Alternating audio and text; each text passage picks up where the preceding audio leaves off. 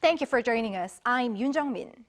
We begin with a supply chain partnership forged between South Korea and Singapore. This as President Yoon Suk Yeol is on his state visit to Singapore for talks with the country's Prime Minister Lawrence Wong. Our correspondent Kim Do-yeon is traveling with the president and files this report. South Korea and Singapore have agreed to strengthen economic cooperation in light of President Yoon Suk Yeol's state visit to the Southeast Asian nation. On Tuesday, Yoon and Prime Minister Lawrence Wong held a summit at the Parliament House agreeing to a number of areas of cooperation, with supply chain response cooperation being the most notable.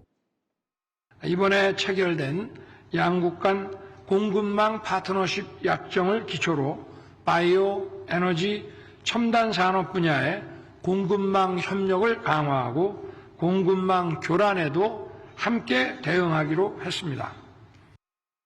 The supply chain partnership arrangement, according to the top office, is a bilateral upgraded version of the Indo-Pacific Economic Framework, and it's the first time for both nations to establish such ties. One key factor to this is that if a supply chain disruption is identified, within 5 days there will be an emergency response meeting between the two nations. A few years ago, a global urea water shortage raised concerns about diesel vehicle operations in South Korea, but collaboration with Singapore, home to the world's second largest port, could help resolve such supply issues. As for liquefied natural gas cooperation, this paves the way for the two nations to swap or jointly buy LNG supplies. The two nations are big in LNG exports despite having no natural reserves.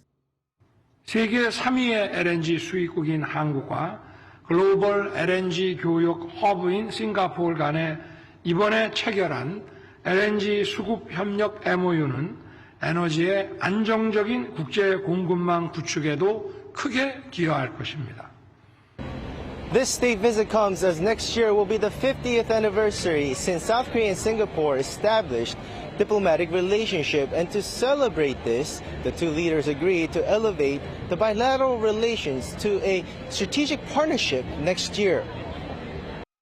This will also be a timely milestone for both our countries because 2025 marks the 50th anniversary of the establishment of bilateral ties. The upgrade is not just a change in name, it also means more substantial cooperation, which we discussed during the meeting.